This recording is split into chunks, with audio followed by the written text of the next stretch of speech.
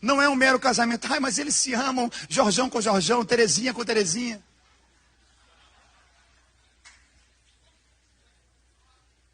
Ah, não, o que vale é toda forma de amor. Deixa casar, deixa viver.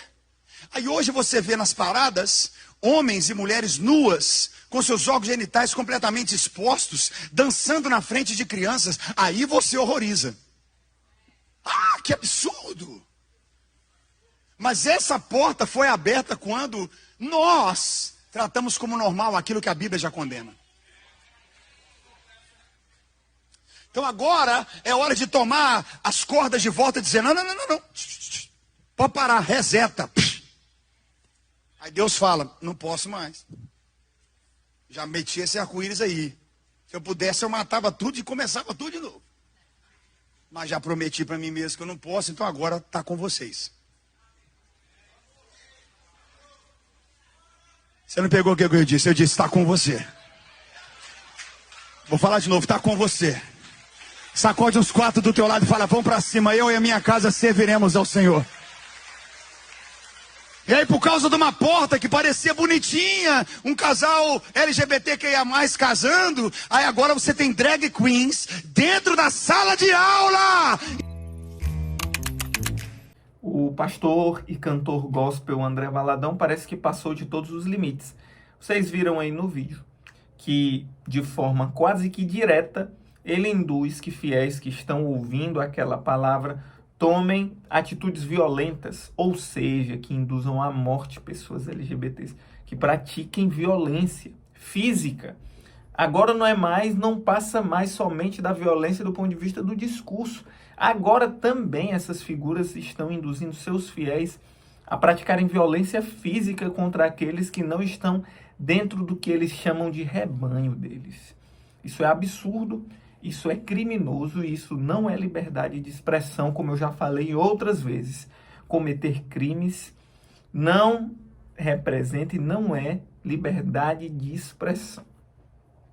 Além disso, ele, mais à frente, acaba ainda dizendo e afirmando com todas as letras que não concorda, que não tem acordo que pessoas trans, que drag queens, que travestis estejam presentes em órgãos e cargos públicos.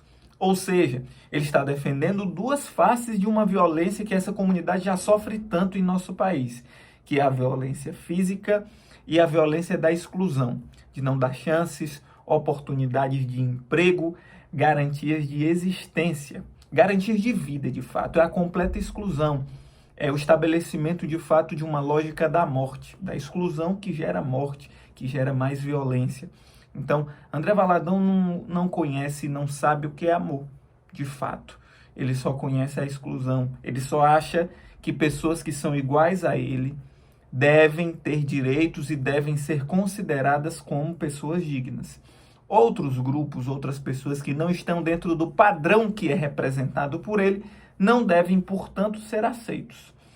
Eu não estou falando isso de forma descontextualizada. Ele falou isso com todas as letras.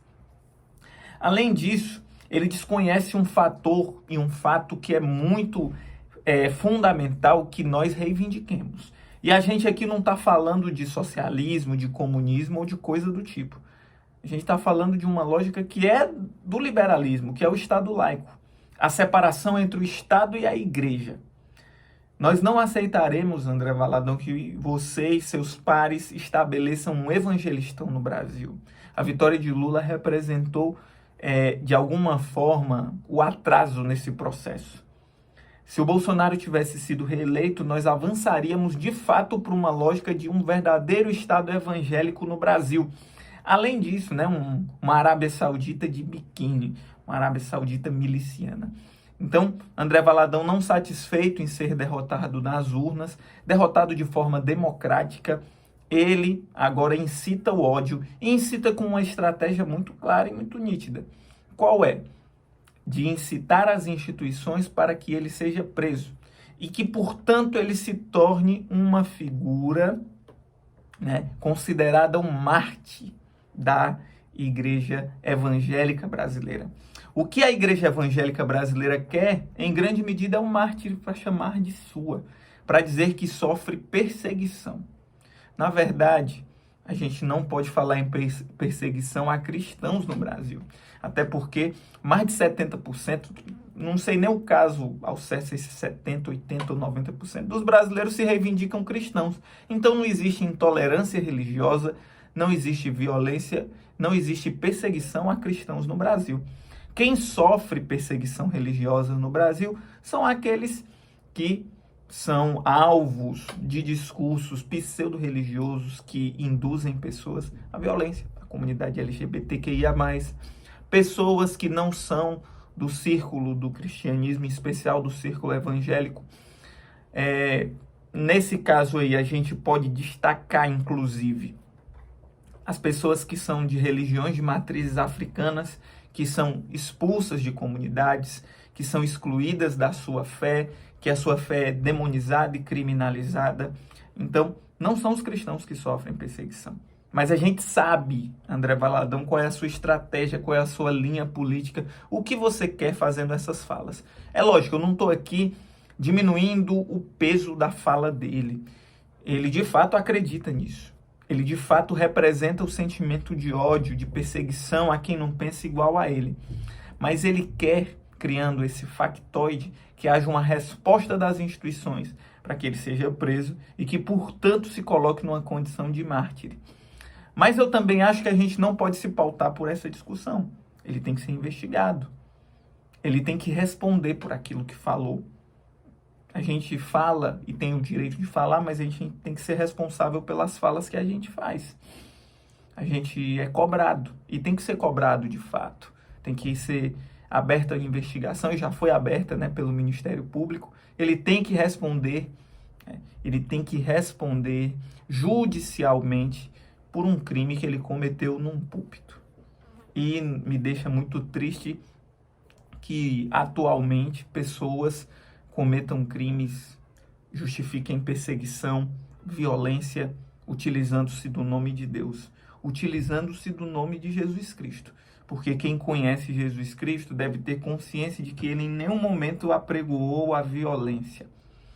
Então, se você concorda com o André Valadão e com essa fala dele, eu queria dizer a você que você, na verdade, tem que repensar suas práticas.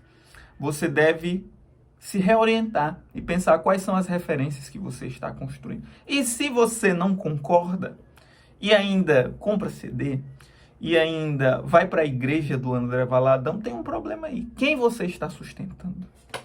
Quem o seu apoio, o seu financiamento, a sua vida você está dedicando? A dedicação de um projeto abertamente fascista? Não é isso que eu quero. Eu passei grande parte da vida em uma igreja, não era a igreja dele. Mas eu comecei a desacordar de determinadas práticas e orientações. Eu achei que eu não estava mais de acordo com aquelas práticas e eu não poderia mais dedicar tempo, dedicar a minha fé sobre uma coisa que eu não concordo. Não estava mais de acordo com aquela prática, com aquela vivência. Então, a gente deve repensar de fato.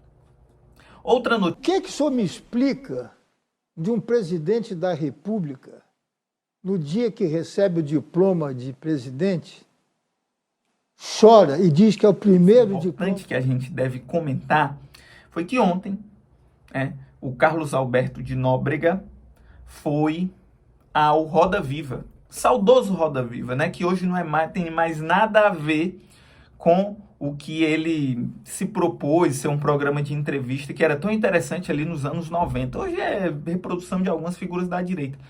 Eu até sou um pouco elogioso à condução da Vera Magalhães, embora não concorde com muita coisa que ela fala, que ele voltou a ter esse caráter mais de entrevista, não chamar só gente da direita, como era o Augusto Nunes, era uma coisa horrível, né? Mas mesmo assim, Carlos Alberto de Nóbrega, em um determinado momento, solta uma das falas mais elitistas possíveis, de afirmar que o Lula não tem qualificação para ser presidente da República, porque, segundo a opinião dele, ele não tem um curso superior. Grandes merdas. Tem um curso superior e como se isso fosse determinar a inteligência de alguém. A gente vê, por exemplo, o Sérgio Moro, tem curso superior, mas é um completo idiota. Inclusive, é uma pessoa que a gente deve utilizar muito como exemplo se essa figura de fato, ela, né, a gente discute, inclusive, não dá para a gente medir conhecimento por um concurso público, sendo que o Sérgio Moro passou em um concurso público. Além disso, tem uma questão, né, que é o elitismo. O Carlos Alberto de Nóbrega apertou 17, votou no Bolsonaro. Assim, o Bolsonaro não tem curso superior, bicho. Se for por esse critério, também seu presidente não tinha essa qualificação. Além disso, a gente teve um cara que era chamado de semi-analfabeto, que foi um dos caras que mais abriu vagas de universidade no país, que foi o Lula, que abriu vários campi do Instituto Federal no país, que fortaleceu, criou o Fundeb, por exemplo.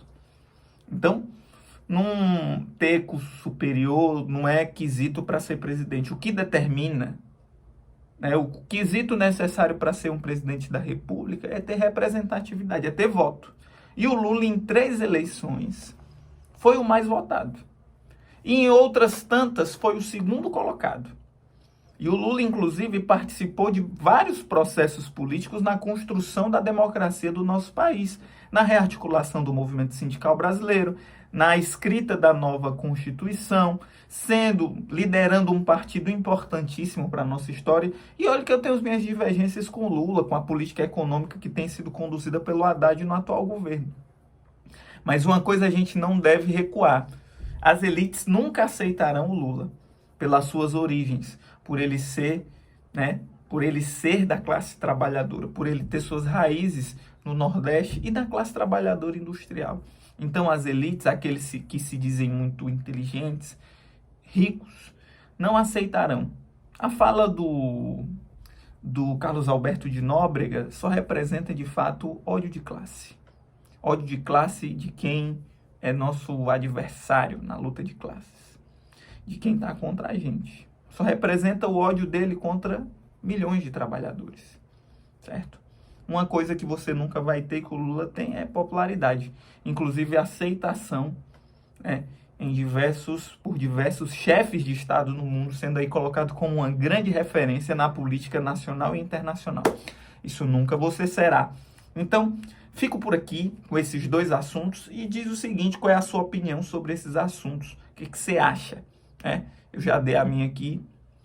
Mas se você gostou desse vídeo, se inscreve no canal, compartilha com o máximo de pessoas. E é isso, gente. O Brasil parece que não dá nem um minuto de paz pra gente, pra quem defende a democracia, pra quem defende a vida, pra quem defende os direitos dos trabalhadores. A gente precisa estar diariamente muito atento e forte sobre isso. Até já. Saudações.